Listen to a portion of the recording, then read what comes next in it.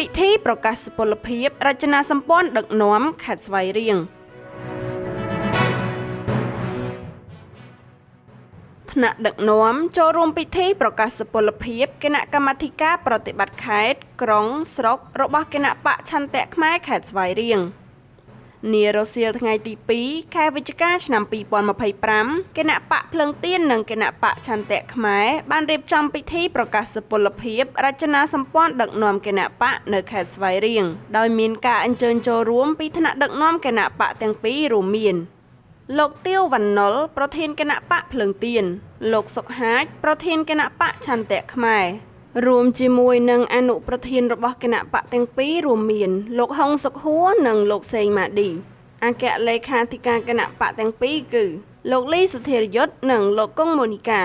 រួមជាមួយនឹងវត្តមានរបស់ថ្នាក់ដឹកនាំផ្សេងៗទៀតនិងសមាជិកសមាជិកានៅខេត្តស្វាយរៀងប្រមាណ250នាក់ពិធីនេះប្រព្រឹត្តទៅនៅទីស្នាក់ការគណៈបកខេត្តស្ថិតក្នុងក្រុងស្វាយរៀង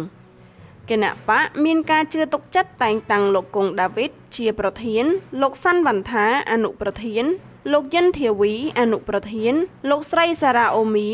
លេខាធិការលោកសឿងភិរមហេរញ្ញឹកក្នុងឱកាសនោះថ្នាក់ដឹកនាំក៏បានស្ដាប់របាយការណ៍ពីដំណើរការងារក្នុងខេត្តបានសាកសួរសុខទុក្ខនិងសំណេះសំណាលលើកិច្ចការមួយចំនួនជាមួយមន្ត្រីនៅក្នុងខេត្តស្វាយរៀងបង្កើនភាពស្និទ្ធស្នាលនិងយល់សុខទុក្ខគ្នាកាន់តែច្រើន